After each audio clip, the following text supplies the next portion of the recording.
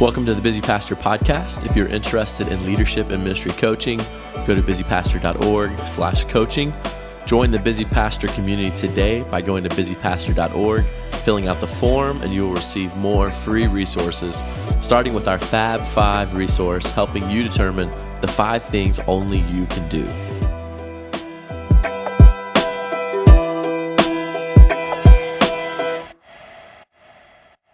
My name is Greg Gibson, here with my co-host Trent Stewart, the lead pastor at Foothills Church, and today we're talking about multi-site. All right. Man, 29 episodes in is pretty incredible. And so thank you for tuning in, for listening. Welcome new listeners. And man, let's get right into the content because there's a lot to talk about when it comes to multi-site. Tons. I mean, not only the theory behind it, but we are living in that world right now. We're stepping into that space now. Learning a lot. And yeah, we're learning a lot, and we're getting our hands dirty with it. And you know, we're launching a new location in weeks at this point. And so this is fresh content. And so Trent, let's get right into the why of multi-site. Why are we doing multi-site? Yeah, well, I mean, that is the most important question. Why do we do this? And so, you know, when you think about it, is it just cool? Is it just trendy? Is it just, you know, the thing that everybody's kind of doing now? And so you wrestle with all of that. And we have been wrestling with all of those questions for, you know, many, many years now, as this is not a new thing. Thousands of churches are doing this now. But I think for us, the reason comes down to we want to make disciples. And so our vision, you know, really dialing in on developing mature disciples of Christ in relational environments. And so that's why we want to do it. We believe that our church can reach people with the gospel and grow people in their faith. And so that has to be the why, I think. And for us, it is the why. Yeah, it definitely is the why, you know. And so pastors listening are going to say, well, what about church planting, multi-site? You know, are those both in the same?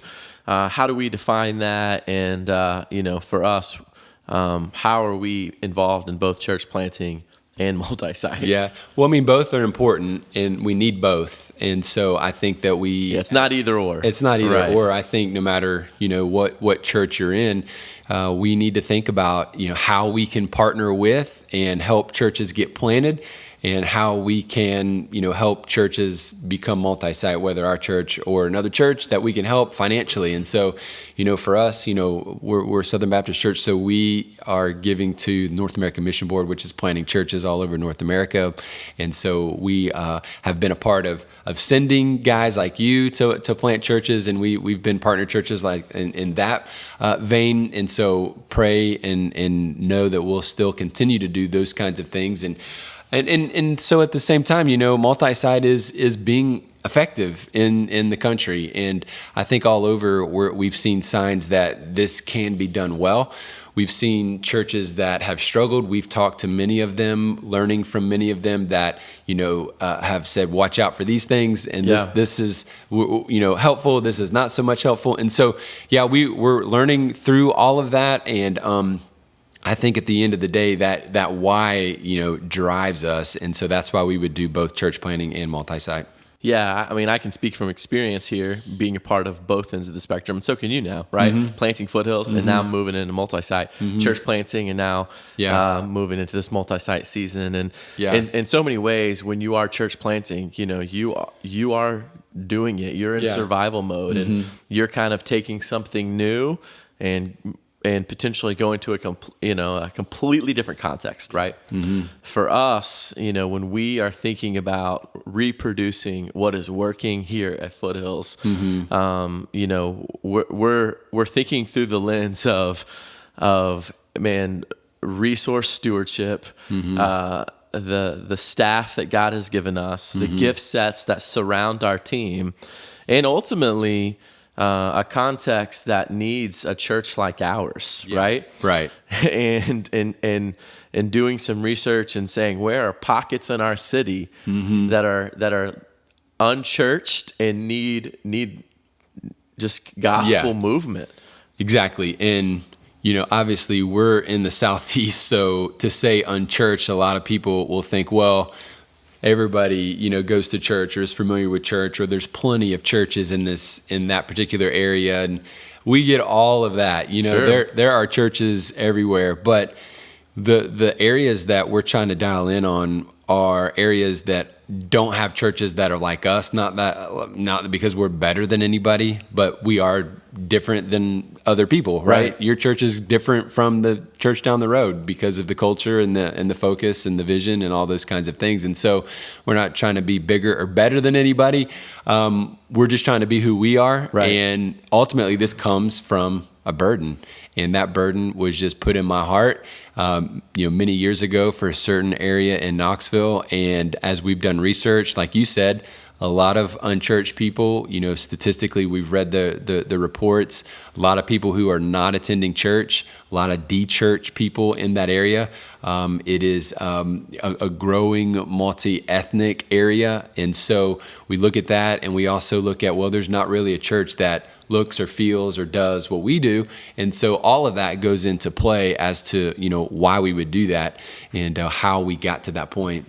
Yeah, and I think it's so important to think about just the philosophy of multi-site through that lens, right? Because as we're thinking about reproducing what we're doing here, and I really think it's a stewardship issue when you kind of begin to remove the layers. And so if you're listening and you're in a growing church and you're thinking about what's next for you, I would challenge you to think about reproducing your resources this way, in a way of okay, who's around my table, who's in our leadership pipelines, and in our cities and in communities that are close to us. Where do churches need to be started that are like ours? Yeah, And you don't have to be a big church to do this. There are many churches who you might consider smaller churches, under 500, that are starting multiple campuses. And so I don't think size needs to determine it. I think health needs to determine it, And so if you're a church that, is healthy, and you are big enough to be able to financially pull this off, right? But you're also healthy enough to launch a campus that, or a church that would be able to reach new people. A 16-year-old can make a baby, but it's not advisable, right? So you don't want to be a church that's not ready to do something like this. And so you do need to be healthy, and you want to reproduce what's happening. I think the wrong avenue or the wrong angle would be to say, okay, well, if we start this campus, then it's going to grow our current church. Yeah. That's not the right thing. Or if we start this location, it's going to fix, the issues that we have. Well, no, it's not going to fix unhealthiness to start something new.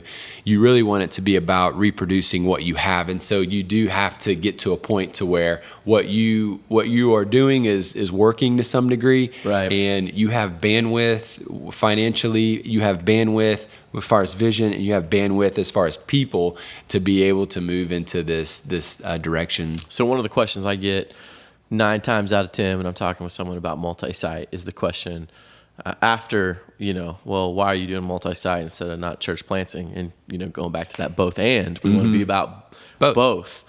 But the second question is, what's it going to look like? Is it going to be video? Is it going to be live teaching? Yeah. And in this conversation, almost 100% of the time when someone's asking me questions about it, that's what they're asking. They want to know, right? What and why did you land on a certain philosophy or or way to do teaching than the other? And so talk about that for a second and your process of going into that. Well, that was for me a few years because if you were to ask me 3 years ago how we would do it, it would actually be different than where we're at today. And I think for me, it was, I was reaching out to people all over the country who were doing this and having these conversations and talking through it. And after, multiple conversations with multiple leaders that have done this, I began to formulate what I thought would be the best fit for us. And so I think it's good to have churches that are doing it differently, because there's no, specific right way when it comes to this in the sense of should you do video or should you do live teaching, and what's the, some people might even say this is the biblical approach. You have to do it this way. And it's like, well, Scripture has given us freedom in how we're doing this, and technology has helped us, begin to frame this a little bit differently. And so I think it's just going to be different for everybody, and it's going to be a process that you need to feel like, okay, this is what I feel like God is leading us to do. And so it's going to be different for different people. Yeah, I think so. And I think it's going to be different based on the lead pastor's gift set. It's going to be, different based on the size of their church. Yeah.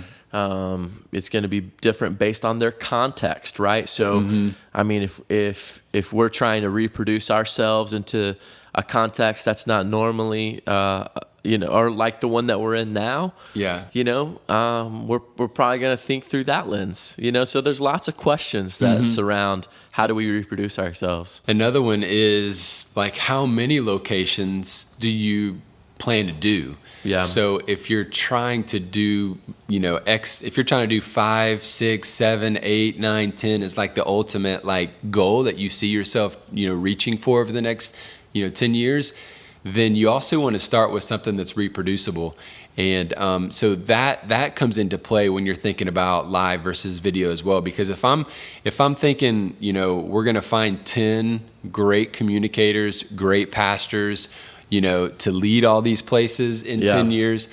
Okay, well, if you can do that, fantastic. But that tends to be the issue with live, teaching and preaching for these locations, one church location models, is finding those people that can do that well and that stick around, because you might find, somebody that is gifted in all of those ways. And then after a few years, they want to go do their own thing. And so you kind of have to, understand and see all of the different variances that could and that are playing out in the other churches that are doing them and have been doing them for years now. Yeah, I think if you're a pastor and you're listening and you're thinking about venturing into this world, or you're already in it, one kind of a phrase that we're always throwing around in our conversation is it reproducible, right? And on the other side of that coin, we're kind of always asking, is it sustainable? Yeah. Is it sustainable? Is it reproducible? And is it sustainable? And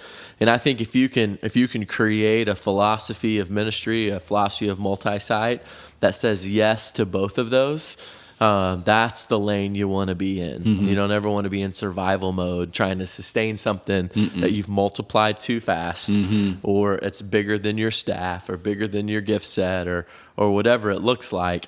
And you're able to kind of move in a healthy way into those next steps as well. Yeah, and when you can never, the term plug and play, we hear guys say that, and you can never just take everything perfectly from this place and perfectly start it in that, but you can do that as best, to your ability, prepare for that transition. And so that's the thing that we've been doing for the last couple of years, is kind of preparing ourselves to be able to take this ministry. This is how we do this ministry. And so we can take this person and he can step in, or she can step in and she can run it because it's all on paper. And this is the process to how to do that. And that is kind of now, a plug and play ministry. We've kind of figured out what that's going to look like. And then there's going to be some ebb and flow based on where it's at and people you're dealing with and kind of context. And we get all that. But the important thing is that you want to reproduce who you are, and you're not trying to recreate the wheel with doing things differently and it looking different and it having different, worship styles, music styles, or this and that. And that to me kind of gets into a more complicated and maybe not sustainable down the road. Okay, so I've got a lot of questions. Okay, so why did we land on Bearden? And specifically that community in Knoxville? Well, it's funny because I went to high school in Knoxville, and actually, playing basketball there, I actually hated Bearden, mostly because we lost to them in the region championship game, and we were up by, I think 10 points going in the fourth quarter and just had a meltdown. And I don't want to get into it. And I feel like I've overcome that. But it's another podcast episode. It's another podcast episode dealing with your past. So, it was a journey, really. It was really just kind of being in that area, several times through the course of a year, and just kind of feeling like, man, this is an area of Knoxville that is growing. This is an area of Knoxville that just feels dark to me. And so I had conversations with a couple of different people at that time, just friends, and talking about the area that knew it well, and just really started to have that burden. And that's really where it stemmed from. And so kind of out of that, then having conversations about, okay, well, let's look at it practically. So we did demographic studies, and we did things like that to really try to get a gauge on, well, what's the community really like? Yeah. And so when we got that back, it was kind of like confirmation. It's like, wow, okay, this really does need more churches, and this really could be a vein that the Lord is actually working in. And then as you do that, then you really need to narrow in. If you're actually going to make this step, you've got to have a leader. And that was kind of the thing for me, like finding the right leader to lead the initiative, because it can't be just me as the lead pastor. And so you have to have somebody who is going to lead that initiative, and you're going to have to budget towards a staff person. So you don't want your student guy to all of a sudden wear the multi-site hat, and now he's leading the student ministry and he's trying to focus on a multi-site strategy. You just can't do that. You really have to have somebody that's focusing on that strategy, and it takes time, and it takes energy, and it takes conversations. And so you do get busier, when you do this. It complicates all of that. And so going back to your question, kind of veered off there, but the reality really just comes down to a presence a sense that you get from God that this is a direction. And as you take those steps, those doors continue to open. Yeah. And I will say, this started 3.5-4 years ago. Yeah. And so we're just now doing it. And so in my mind and my conversations with different people on staff, it's just been this feeling. And so I've had a lot of time, to process, and a lot of time to pray through it, and a lot of, energy towards where does God want us to go. And then finally, with the right staff member, and then with the right, budget, and we've saved up for it over the last couple of years. And so then God opens up a door, and it's just like, okay, this it's time to go. This is the right season. This is the right season. Yeah. And so you mentioned we did the demographic studies, and it kind of highlighted some of the things that you were feeling about the area.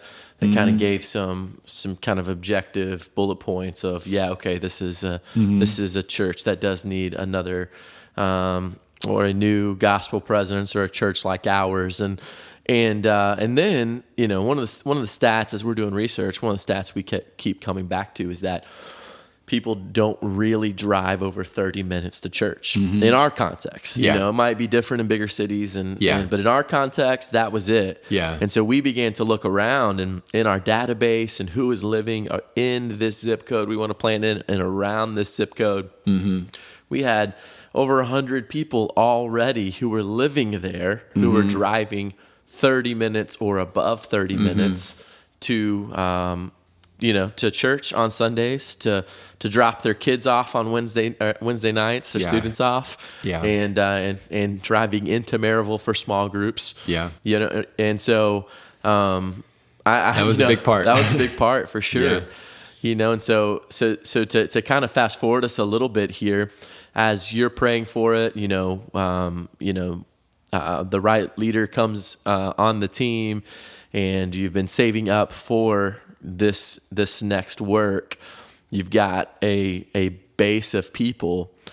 Now you're beginning to cast vision, right? So how did you begin to cast vision to our church that, okay, this is the right time to do this? And what kind of response have we seen kind of through the process? Well, we like you just mentioned, that was a big part. We've got people coming from that area, but we didn't have any small groups meeting in that that area. And so, I just felt like we're going to move to that area. And I wouldn't say that we're going to do that for every location, and I don't necessarily recommend that. And what do you mean we? My family moved. Your family moved to that area. Yeah. We moved to that area because I wanted to start a small group in that area. And there were some other reasons for school and that kind of thing at that time for our kids that it also kind of made sense. So it all kind of aligned at that time. And so we moved into that area and we started a small group, and, we just gathered people that we could gather in that area at that time. And so that was kind of, one of the next big things that we did as we were thinking about casting that vision. And so, which gave a little bit of credibility to the fact that, hey, this is like legit, we're going to do this, and this is the direction that our church is going. Yeah. And so that also kind of gave those folks that were living and gathering with us this idea that, okay, we're going to be a part of this, and this is going to happen, and so that brought some momentum to the whole idea. But as you cast that vision, you're really trying to convince people in a city who they care about their city, they care about what you're doing in their life and in their kids, and that's kind of their focus. And you're trying to get them to expand their worldview to care about another city, another area. Yeah. And, honestly, some people aren't going to care. They're gonna not necessarily be against it, but they just, that's great for them, but they really want this location and this to continue to do. And, I think that's just part of it. You're going to do your best to convince them and say, look, this is a worthy cause, a worthy challenge. Here's why. The Great Commission says this. We're going. Things are going to move. Remember how we started. Remember that, someone sacrificed for us so that we could be here, so that our kids could experience this. And now we're doing something to start and create another church that's going to be able to do that in somebody else's life. And so for the most part, if they love Jesus, they're going to, that's going to resonate on some level. And I think that casting a vision is kind of just dripped into various sermons that you're preaching throughout the previous years. And so, when it's a small comment here and there, not necessarily a sermon series, not necessarily one sermon on why, but it's kind of just, consistently, as an example or as an application. And this is why we should think about starting a new location, because God could honor this, and God might want to lead us in here. So we got to pray about that, right? That's always where it starts. And so we were asking people to pray about this really intentionally 2 years ago when we first started casting this vision. And all we said was, pray about this. Right. We have no idea what this means or what this will look like, but pray about it. And so we allowed our people to kind of start processing it through prayer and to wrestle with it at that time. And so that's really kind of how it started. Yeah. And so when we venture into this multi-site conversation, that's the why, right? And that's the how. And next episode, we're going to talk about the what. And I've got a ton more questions, and I can't wait to dive into what God is doing, not only here at Foothills Church, but how he encourages what is happening here to see churches planted and locations started really all over the place. And that's what we're about at The Busy Pastor. Let's be busy with the right things. Thank you for listening to the Busy Pastor podcast. As we close today's episode, we want to invite you to do a few things. Join the Busy Pastor community today by going to busypastor.org and filling out the form. You'll receive more free resources, starting with our Fab 5 resource, helping you determine the 5 things only you can do. Follow us on Instagram and Facebook at Busy Pastor. If you liked today's episode, subscribe to the Busy Pastor and leave us a review wherever you get your podcasts. For more resources, join the Busy Pastor community by going to busypastor.org. The Busy Pastor podcast is produced by Andrew Lindstrom, video production Jake Tipton, audio engineer Brian Papick, music by Brandon Sharp, and graphics by Zach Shaddix. See you next week. Until then, let's be busy with the right things. Thank you so much for tuning into our YouTube page. Hit subscribe, share it with your friends, and don't forget to comment below. New episodes come out every Thursday. For more content and to join the Busy Pastor community, visit busypastor.org.